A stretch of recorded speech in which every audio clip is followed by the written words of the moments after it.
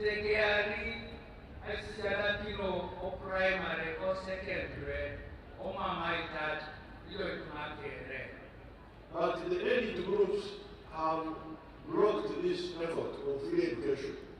Yavumirira ekyabakulu b'amasomero okusasuzanga abaana ssente so nga ate basomera mu masomero ga bonna basome.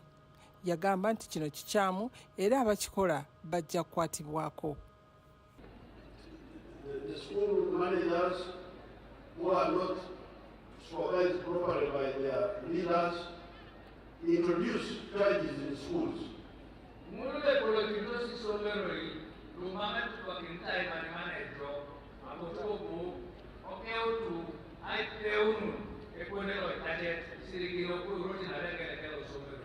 that's how the children drop out of school.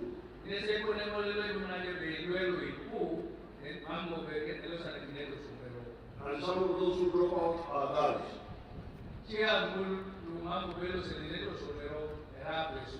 So therefore, we are preparing a new offensive to force everybody to comply, to ensure we had problems with corona's budget here, then we have now, we have to fund now activities. But once we have finished all those, we are going to launch a new campaign to enforce free education in government. President yasuubiza abantu b'Etteeso nti gavumenti egenda kugaziya factory y'ebibala Soroti Fruit Factory basobole okugula ebibala ebiri mu kitundu ekyo. Yasiima omumyuka we mukyala Jethro Kasaigi olw'okukulembera okulwanyisa obwavu mu bitundu by'Etteeso n'olw'okubeera ekyokulabirako ekirungi eri omwana ow'obuwala. Ku lulwe mukyala Jethro Kasaigi ng'ono ye mumyuka bwa President yeebaza mukama we olw'obukulembeze obulungi obuyambye ennyo mu kutumbula abakyala. Education is a component that has brought the girl children to the limelight because it has enabled them to compete favorably with the men. Third, opportunity to serve in various leadership positions with a view to transforming the entire women movement into entrepreneurs. Ye minisita w'embala z'abantu n'enkulaakulana mukyala Betty Amongi yeebaza Pulezidenti olw'okujja omukyala emabega. Gender equality for economic empowerment. We are now consolidating as a country. Many people have already told you how far we've gone. We now want to consolidate. And that is why, Your Excellency, post-COVID, we worked hard with our team to initiate and negotiate a program called GROW, Generating Growth Opportunity for Women Entrepreneurs. Ate akulira ebibiina by'abakyala Women's Council mukyala Farida Kibowa yeebaza Pulezidenti olw'okukola ennyo n'okutumbula omwana ow'obuwala. Uganda continues to lead the way in women's representation, with women occupying key leadership positions in Uganda and in government and parliament, in ministries, departments and agencies. The Vice President of Uganda, next to you, is a woman. She's also the woman MP for this district. Ku mukolo gwe gumu abakyala n'abaami abakola obulungi abawerera ddala 53 baaweebwa emidaali. Mu bano mwalimu omumyuka wa President mukyala Jethro Kasaigi, mwami Amos Mukisa ng'ono yagoba n'okukwata abatemu abatta Engineer Daniel Bosa ng'akoleragana wamu ne mwami Katabaazi. Bino byonna byalirungujja mu division y'e Rubaga omwezi gwe twakakuba amabega. Program Agafa Embuga ekyagenda maaso.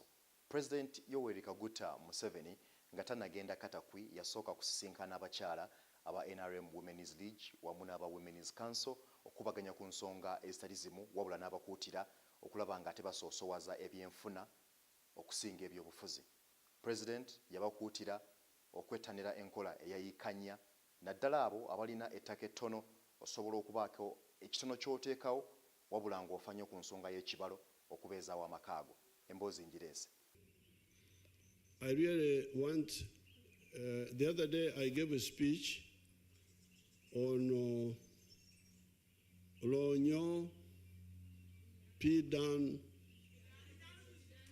Oti, Acher, which is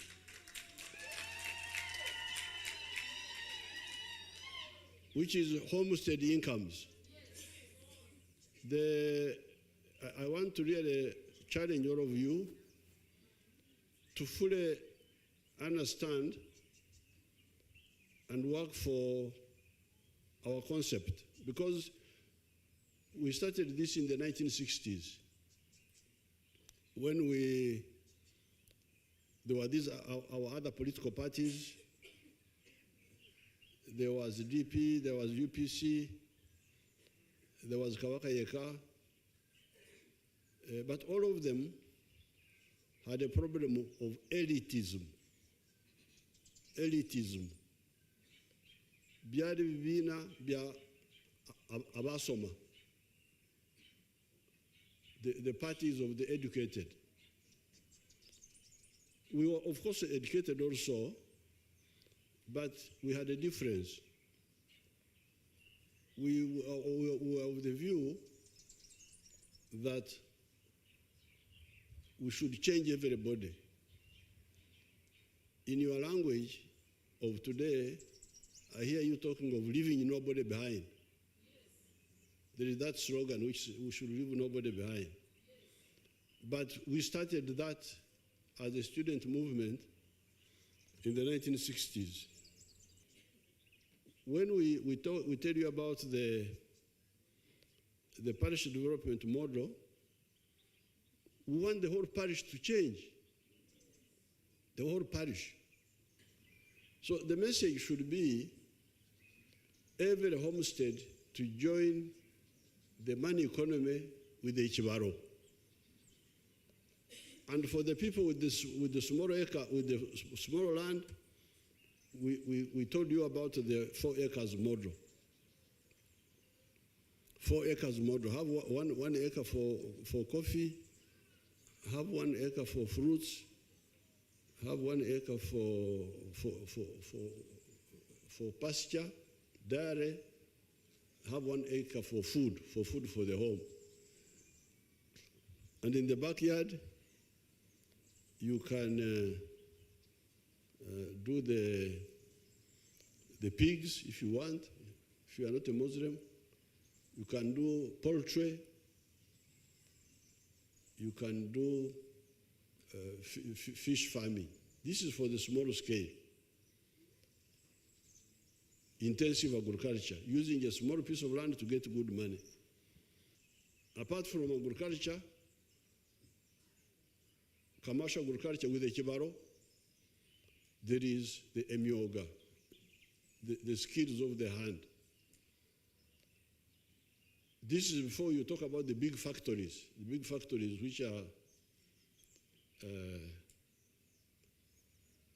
are brought here by Ugandans, but also by foreigners. So that's the second channel of getting out of poverty. The third channel are services. Services like border borders, or border borders, hotels, singing, witchcraft. Because those are also service providers. They pretend to tell you what is happening. Preaching the gospel, medical, you can be a service provider, medical, and professionals like engineering, and so those are part of service. So that is sector 3. So you that as NRM Baburzi, as NRM Basosodoti, preachers, You should give a clear message of how people can get out of poverty. Museveni yachi? Museveni yachi? Bwetweyongerayo sabbiiti era gye tukubye amabega President Museveni mu bitundu ebyo eby'Emnyonyo ku Speak Resort hotel yaggulawo olukuŋŋaana lw'ebyobusuubuzi olw'amawanga ga Namukago gali mu lusoolo lwa Bulaaya ate ne Uganda. Abakulu baali wano n'abakuutira okulaba nga ate beewala okutabiikiriza ebyobufuzi mu byobusuubuzi. President Museveni agamba nti yonga Uganda ne gavumenti yonna okutwaliza wamu beeteefuteefu okulaba nga ate bongera okukuuma bamusigansimbi abajja kuno okusigako ensimbi n'ekigendererwa ekyokulaakulanya eggwanga Uganda awamu n'okunyweza enkolagana.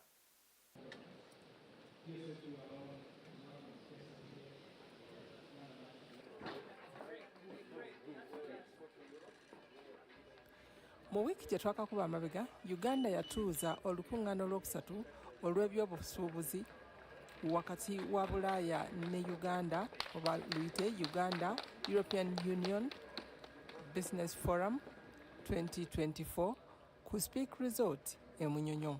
Olukuŋŋaana luno olwakulungula ennaku esatu lwatambulira ku mulamu okugamba nti okutumbula ebyensubulagana n'okusiga ensimbi. President Museveni eyali omugenyi omukulu ku mukolo guno yannyonnyola abakiise nti ebyensubulagana biyimiridde ku magoba gye gakoma obungi era n'enkulaakulana. It helps the world to understand the importance of the private sector, of free enterprise, the importance of specialization, and the importance of exchange. Free enterprise, specialization, and exchange. Yayongerako nti ebyensubulagana okukola amagoba amalungi kyesigama ku mpagi ssatu: ebikoleddwa ebirungi oba empeereza, omuguzi asobola okubisasulira, n'enkola egatta afulumya ebyo ebikoleddwa n'omuguzi, era nga entambula n'empuliziganya bye bimu ku ebyo ebigatta bano ababiri. And that helped Europe and the rest of us when we came to know about these ideas, to know where wealth comes from, because that was the answer. President yasaba ab'e Bulaaya okukwatagana ne bannaabwe ab'omu Africa batondewo ebyensubulagana ebigasa enjuyi zombi. Wabula ku luuyi olulala yabalabula obuteenyigira mu kutyoboola n'okukozesa abantu naddala Abafirika nga bo ab'e Bulaaya be bafunamu bokka. Pulezidenti yasaba ab'amawanga g'e Bulaaya okuyamba abantu mu nsi yonna okugaggawala olwo ebyobusuubuzi biryoke bitojjere.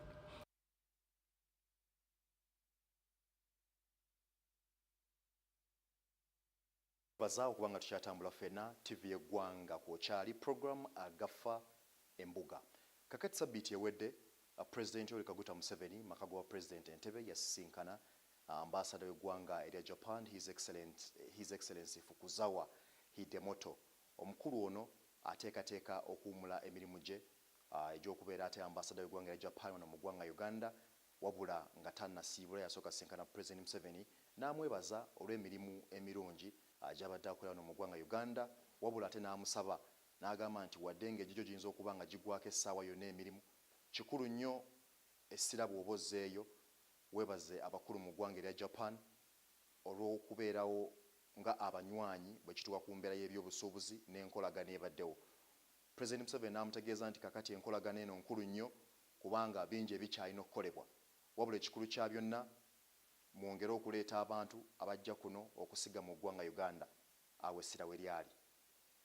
Butereevu nga tukyali ku nsonga z'aba ambasada, kakati oli omukulu omuwulidde owa Japan tumuvuddeko, wabula ate waliwo aba ambasada abalala okuva mu mawanga ana abasobola okuba nga ate baleeta ebiboogerako ne babyanjula eri President Yoweri Kaguta Museveni, era nga bambasada bano bava mawanga okuli Czech Republic, Burundi, Tanzania n'amawanga amalala, wabula President n'abeebaza kubanga abakulu abajja wano mu ggwanga Uganda ekisinga obukulu era n'ekikulu kya byonna kwe kulaba nga ate enkolagana etera okubaawo wakati w'amawanga gano gonna agajja okwagana eggwanga Uganda, era President wano waasinga okusessira okulaba nga ate bannayuganda abakola emirimu ekiri gimu bwe bagenda mu mawanga agatali gamu basobola okubeerayo awatali abakuba ku mukono olw'enkolagana ennungi ebeerawo wakati wa Uganda n'amawanga gano.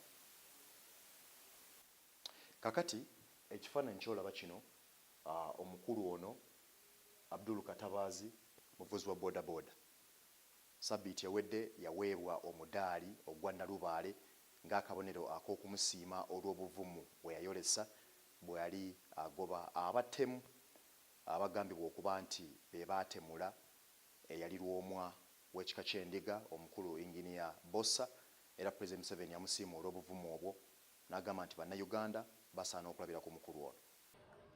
Mu wiiki ewedde Pulezidenti Yoweri Museveni yawa omusajja enjasabiggu omudaali olw'okukwata abatemu abatta omukulu w'ekika ky'Endiga. Mwami Katabazi Abdul ye yaweebwa omudaali ogwa Nalubaale nga omukolo guno gwali mu maka g'obwa Pulezidenti Entebbe. On behalf of the Office of the People of Uganda, to all civilian activists who have contributed, on the 25th of February of this year, Mr. Katabazi arrested the assassins of late Engineer Daniel Bossa, the clan leader of the Ndiga clan, and the proprietor of Transa Electrical Services and Contractors. He was shot a few meters from his residence in Lunguja in Kampala City. Mr. Abdul Katabazi, with help of other residents, pursued and intercepted and disarmed the assassin. He also urged the angry mob not to kill the assassins in order to have the incriminating evidence intact and for justice to prevail for the murder of Engineer Bossa. Omudaali guno ogwa Nalubaale guweebwa Pulezidenti eri omuntu oyo abaakoze ebintu oba ekintu ekikulu mu nkulaakulana n'ebyobufuzi mu Uganda ng'ayita mu kulwanyisa obutali bwenkanya okusinziira ku kawaayiro ak'okusatu mu tteeka ly'okugaba emidaali erya 21. In line with the National Honours and Awards Act of 2001 as amended, His Excellency the President of the Republic of Uganda confers the Nalubaale Medal on to Mr. Abdul Katabazi for exhibiting exceptional courage and heroism, regardless of his personal safety, in attempt to apprehend the criminals who are armed and for countering them not to escape after the murder of a senior citizen, late Engineer Daniel Bossa. Mwami Katabazi muvuzi wa booda ate era akola n'ebyamazzi ng'abeera mu kikandwa zooni erunguja mu divisioni y'e Lubaga. Ono yagoba era n'akwata abasajja abatta Engineer Daniel Bossa yali atemera mu gy'obukulu 72 nga yali mu mmotoka ye nga n'atera okutuuka waka, era nga bino byonna byaliwo mu kiro ekyakeesa Sande nga 25 omwezi gwa February omwaka guno. Olukiiko luno Mwami Katabazi yannyonnyola abakulu abaaliwo nga muno mwe mwali ne Maama Janet Museveni engeri gye yagobamu era n'okutuuka okukwata abatemu abo.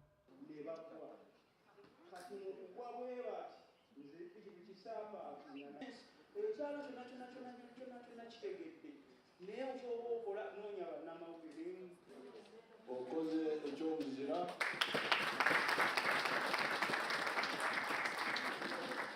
naawe ofuusa omunansiko nga nze kati bagenda kukuweereza omudaali. Pulezidenti yamwebaza olw'obuvumu bwe yalaga era n'amugamba nti naye kati afuuse muzira. Pulezidenti yeeyama okuyamba abantu bonna abalala abaneenyigira mu nkola ng'eno.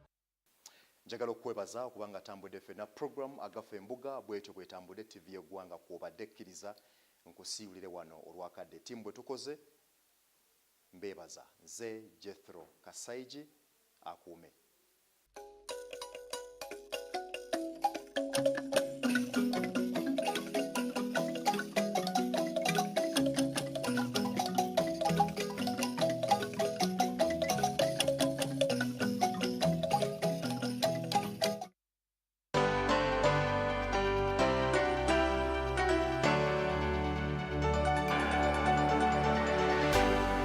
UBC, inspiring Uganda.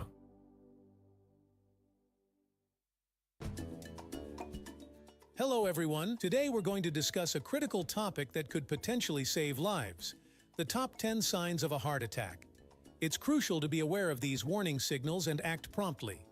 Before we start, please remember that this information is not a substitute for professional medical advice.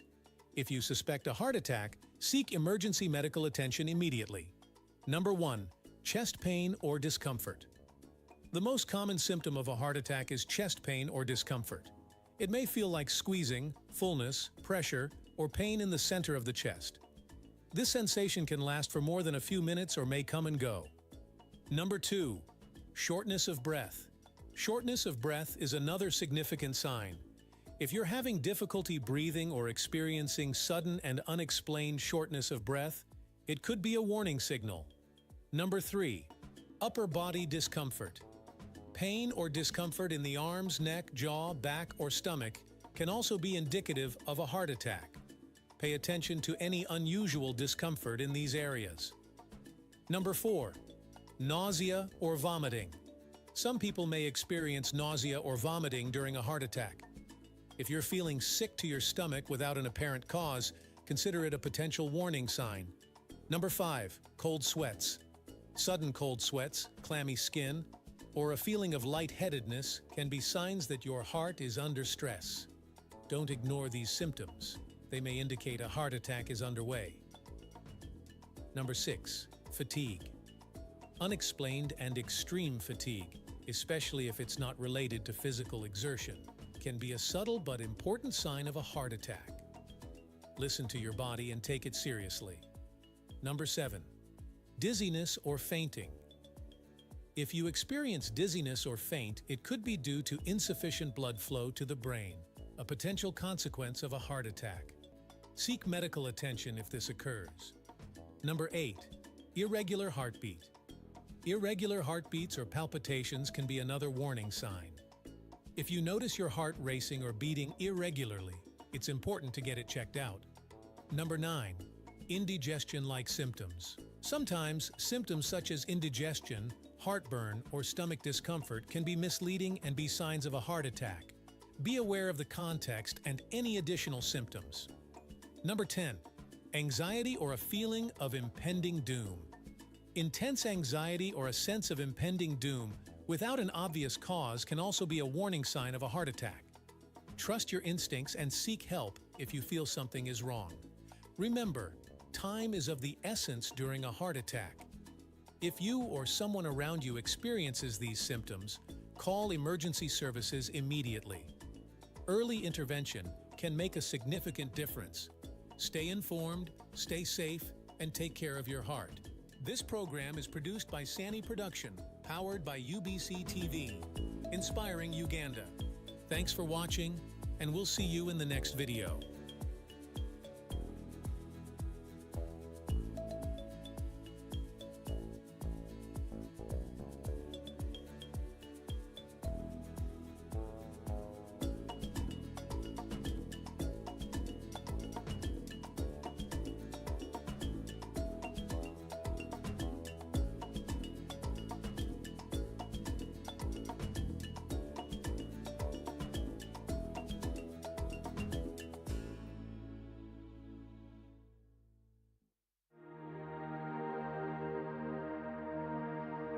On the journey of AGOA, one of the things that first happened was to train over 2,000 girls. So there were many problems for investors at the time I joined Uganda Investment Authority.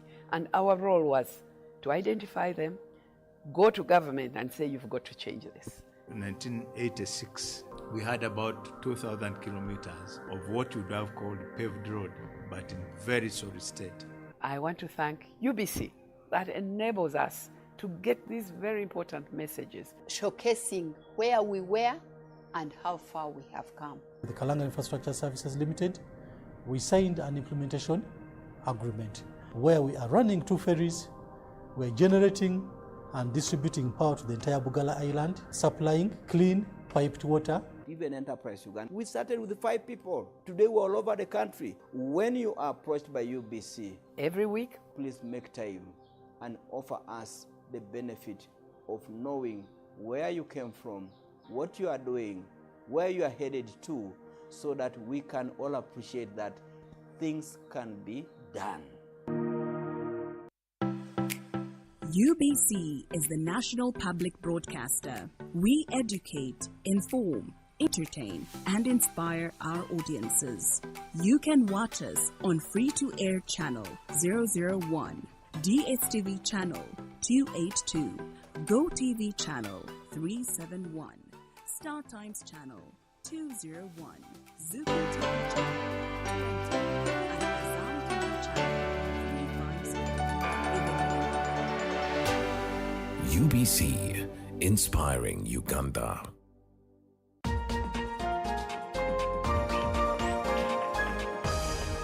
Up next.